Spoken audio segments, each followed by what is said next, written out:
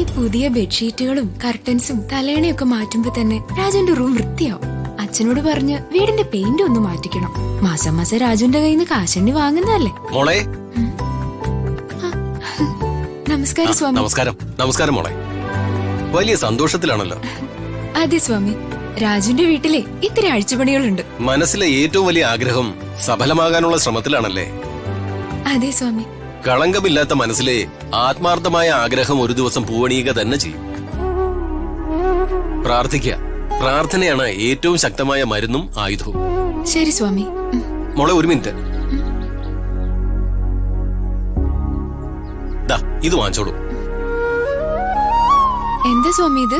ആദിപരാശക്തിയുടെ ഏറ്റവും വലിയ ശക്തിയും അനുഗ്രഹപ്രദാനിയുമായ സാക്ഷാൽ ത്രിപുരസുന്ദരി ദേവിയുടെ തിരുനടയിൽ സമർപ്പിച്ച നിവേദ്യമാണിത്. ദേവിയുടെ അനുഗ്രഹത്താൽ മോളുടെ ആഗ്രഹം സഫലമായി തീരട്ടെ. മംഗളം ഭവന്തു. നന്ദി സ്വാമി. ഈ ഇരട്ടപ്പഴങ്ങളിൽ ഒന്ന് മോളും ഒന്ന് രാജുവും കഴിക്കണം. അങ്ങനെ കഴിച്ചാൽ നിങ്ങളുടെ വിവാഹം പെട്ടെന്ന് നടക്കും. സത്യാണോ സ്വാമി?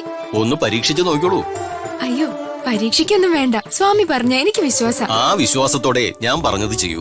ആഗ്രഹം സഫലമാകും. എങ്കിൽ ഞാൻ പോട്ടെ മോളെ. അച്ഛനെയും അമ്മയും എന്റെ അന്വേഷണം അറിയിക്കണം. ശരി സ്വാമി. ശരി.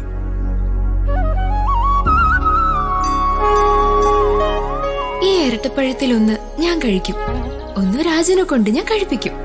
ത്രിപുര സുന്ദരി ദേവിയുടെ അനുഗ്രഹം കൊണ്ട് ഞങ്ങളുടെ കല്യാണവും നടക്കും.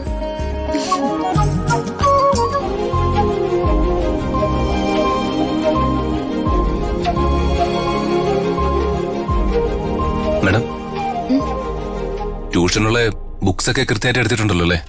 അതെന്താ രാജു അങ്ങനെ ചോദിച്ചത്? ഒരിക്കലും അബദ്ധം പറ്റിയെന്ന് വെച്ച് എപ്പോഴും എനിക്ക് എങ്ങനെ പറ്റൂന്നാണോ രാജു വിചാരിക്കുന്നത്? ഞാൻ അത്രയ്ക്ക് ഫൂളാണെന്നാണോ രാജു കരുതിയിരിക്കുന്നത്?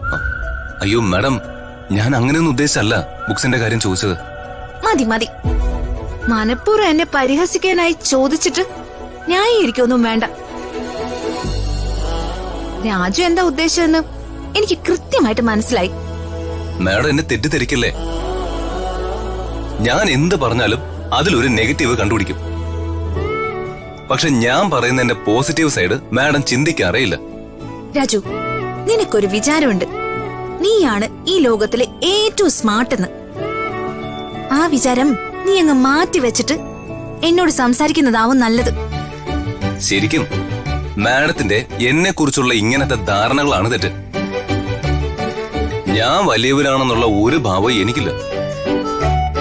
ഞാനൊരു സാധാരണക്കാരനായ മനുഷ്യനാ. പാവപ്പെട്ട രാജു. പാവപ്പെട്ടവനാണ് പാവമെന്നൊക്കെ കാണുന്നവർക്കും കൂടി തോന്നണ്ടേ? എന്റെ അച്ഛന്റെ കൂടെയുള്ള രാജുവിന്റെ നടപ്പ് കണ്ടാ തോന്നും അച്ഛന്റെ മകനാണ് രാജു എന്ന്. അത് മാഡത്തിന്റെ അസൂയ കൊണ്ട് തോന്നുക. എനിക്ക് അസൂയയോ? അത് നിന്നോട്? അച്ഛൻ പറഞ്ഞതുകൊണ്ട് മാത്രം ഞാൻ രാജുവിനൊപ്പം ട്യൂഷന് വരുന്നത്. തനിയെ പഠിച്ച് പരീക്ഷ എഴുതാനുള്ള ടാലന്റ് ഒക്കെ എനിക്കുണ്ട്. ആ കാര്യത്തിൽ എനിക്ക് ഒരു സംശയമില്ല മാഡം. തനിയെ പഠിച്ച് ജയിക്കാനുള്ള ടാലന്റ് ഒക്കെ മാഡത്തിനുണ്ട്. പിന്നെ ചില കാര്യങ്ങളിൽ കുറച്ച് ശ്രദ്ധ വേണമെന്നേ ഉള്ളൂ. ഓ, ഇങ്ങനെ ഉപദേശിക്കല്ലേ രാജു, എന്റെ തല പുകയുന്നു. രാജു, നേരെ നോക്കി വണ്ടി ഓടിക്കും. ആ ശരി മാഡം, മാഡം പറയുന്ന പോലെ. ഗുഡ്.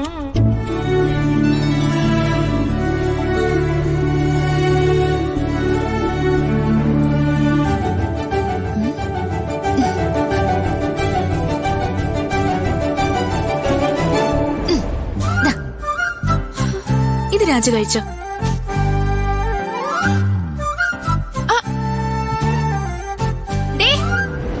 നീ എന്ത് പണിയെ കാണിച്ചേ? ഇത് ഞാൻ കൊണ്ടുവന്ന പഴോ?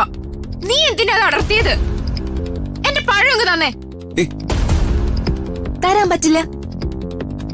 ഇതേ കഴിക്കാൻ കൊണ്ടുവന്നതല്ലേ. ആര് കൊണ്ടുവന്നതാണെങ്കിലും എനിക്ക് പ്രശ്നമല്ല.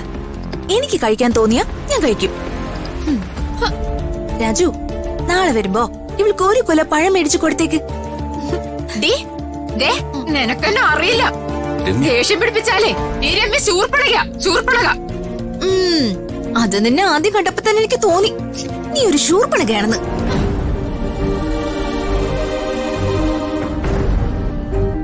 രാജു രാജു ഇത് കഴിച്ചോ? ശ്ശോ, എല്ലാം നാശായി. നീ എന്തിനാ ഇങ്ങനെ ടെൻഷൻ ആവുന്നത്? സത്യം പറ രമ്യ, ഈ പഴത്തിൽ വല്ല വിഷവും ചേർത്തിട്ടുണ്ടോ?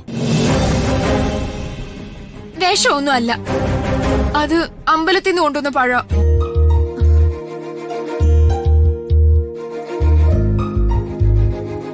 എല്ലാത്തിനും കാരണം ദേ ഇവളാ. ദേ, എന്നെ അവളെ ഇവളെന്നൊക്കെ വിളിച്ചാലേ നീ വിവരം അറിയും. അല്ല മാഡം, അല്ല, എപ്പോ നോക്കിയാലും നീ ഈ വീട്ടിൽ തന്നെ ഉണ്ടല്ലോ. നിനക്കെന്താ ഇവിടെ കാര്യം? ഞാൻ അങ്ങനെ വെറുതെ വലിഞ്ഞു കയറി വരുന്നൊന്നുമല്ല. ഈ വീട് എന്റെയാ, ഞാനാ ഈ വീടിന്റെ ഓണർ. ഓ, വാടക പിരിക്കാൻ വരുന്നതായിരിക്കും അല്ലേ? അല്ല, വാടക പിരിക്കാനുള്ള തീയതി ആയോ എന്ന് ചോദിക്കാൻ വരുന്നതാ. അല്ല, എന്നെ ചോദ്യം ചെയ്യാൻ നീ ആരാ? ഞാൻ രാജു PA ജോലി ചെയ്യുന്ന മന്ത്രിയുടെ മകളാ. നീ മുൻപ് എന്നോട് ചോദിച്ച അതേ ചോദ്യം ഞാൻ നിന്നോട് ചോദിക്കാം. നിനക്കെന്താ ഈ വീട്ടിൽ കാര്യം?